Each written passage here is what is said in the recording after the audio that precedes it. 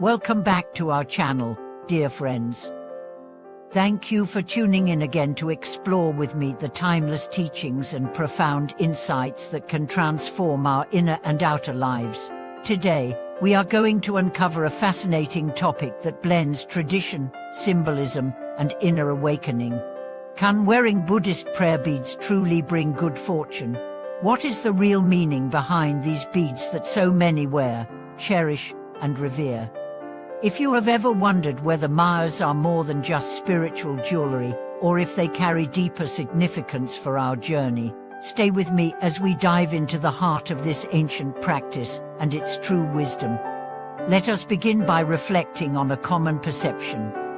In many cultures today, Buddhist prayer beads, often called malas, are worn around the neck or wrist as a symbol of protection, luck, or status. Some believe that simply wearing these beads can attract blessings, ward off evil, or magnetize good fortune. Shops sell beautiful malas crafted from sandalwood, podhai seeds, crystals, and gemstones, promising various spiritual benefits. But is it true that wearing a mala alone can bring us luck? Or is there a deeper story behind these sacred beads? To answer this, we must journey back to the origins of the mala. The mala, traditionally consisting of 108 beads, was created as a tool for spiritual practice. It was designed to support the mind in cultivating focus, devotion, and mindfulness. Each bead represented a prayer, a mantra, a breath, a step on the path to awakening. The mala is not a magical talisman, it is a mirror for the mind. Its true power does not lie in its external beauty, but in the intention, awareness, and practice that accompany it. Let me tell you a story that captures the essence of this truth. There was once a man named Ravi who sought to improve his life. He visited a temple where a revered monk lived, known for his wisdom and compassion. Ravi asked the monk, "Master, I have heard that wearing prayer beads can bring good fortune. Please bless a mala for me, so that my life will change." The monk smiled gently and handed Ravi a simple wooden mala. "Wear this," he said, "but also repeat the sacred name with each bead, morning and night, with sincerity." Ravi eagerly accepted the mala and wore it proudly, but after a few days, when his luck did not immediately improve, he grew disappointed. He stopped reciting the name, he forgot the practice. He wore the mala merely as an ornament. Years passed. Ravi's life remained filled with frustrations and disappointments. One day, during a particularly difficult time, Ravi remembered the monk's advice. He sat quietly, took the forgotten mala in his hands, and began to recite the sacred name with each bead, allowing his mind to settle, his heart to open. As weeks turned into months, something remarkable happened. Ravi's inner world began to transform. He became more patient, more compassionate, more centered. His relationships improved. Opportunities arose not because of magic, but because his heart was aligned with wisdom, his mind steady and clear. The mala had not changed his fortune by itself. It had changed Ravi from within. This story reveals a profound truth. The mala is a support for inner transformation, not a shortcut to external fortune. The true blessing of the mala is not in the object itself, but in the practice it inspires. When we understand this, the mala becomes a sacred companion, guiding us toward a deeper, richer life, not merely a good luck charm. So, how should one properly use a mala to unlock its true power? The answer lies in three key elements: intention, mindfulness, and devotion. First, intention. Before using a mala, it is essential to set a clear, sincere intention. What is your deepest aspiration?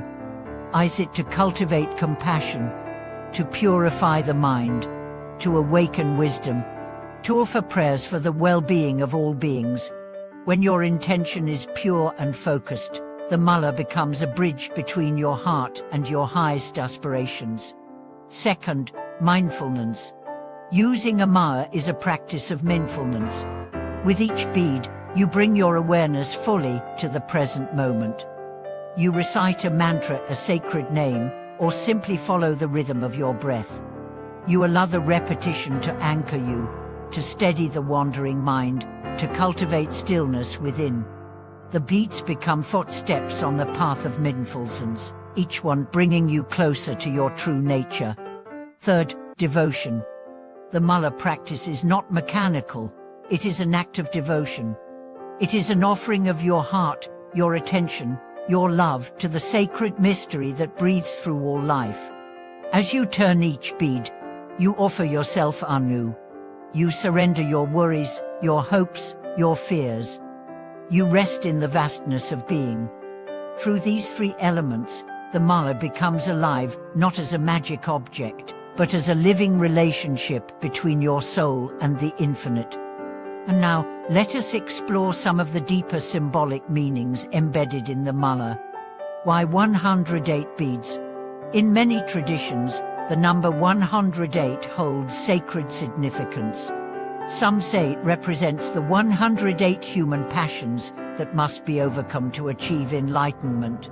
Others see it as reflecting the 108 stages on the path to awakening. In mathematics and astronomy, 108 appears in fascinating patterns, hinting at the interconnectedness of the cosmos and the microcosm of human life. Thus, each bead is not just a tool for counting.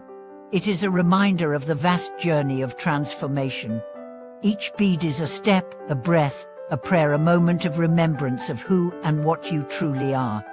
Furthermore, the string that holds the beads together symbolizes the continuity of consciousness, the unbroken thread of awareness that weaves through all experiences.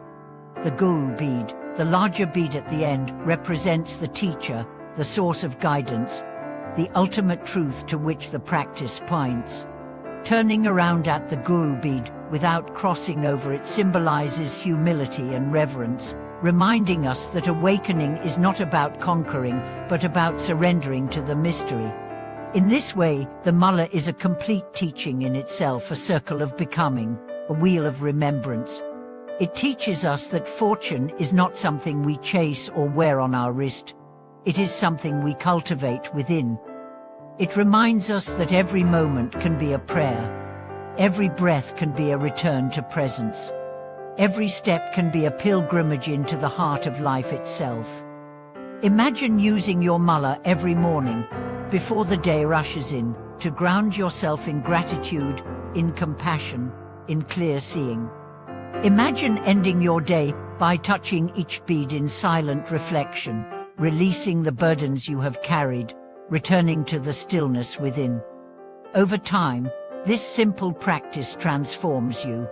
It weaves a subtle magic through your life, not the magic of external luck, but the magic of awakened presence. You begin to see blessings everywhere, not because the world has changed, but because your eyes have opened. You find fortune in a stranger's smile. You find protection in your own inner strength. You find prosperity in the richness of simple moments. You realize that you do not need luck. You are the blessing you have been seeking. The mala, then, is a sacred reminder. A reminder that true fortune lies not outside you, but within you. That every bead is a universe, every breath a miracle, every life a sacred journey. Thank you, dear friends, for joining me today in this deep exploration of the true meaning and wisdom behind Buddhist prayer beads. If this video resonated with your heart, I invite you to share your thoughts and experiences in the comments below. Remember to subscribe to our channel, like this video, and ring the notification bell so you never miss a future journey into the timeless teachings of wisdom and compassion. Thank you for watching this video. Until next time, may your path be blessed, your heart be light, and your spirit shine with the radiance of awakened presence.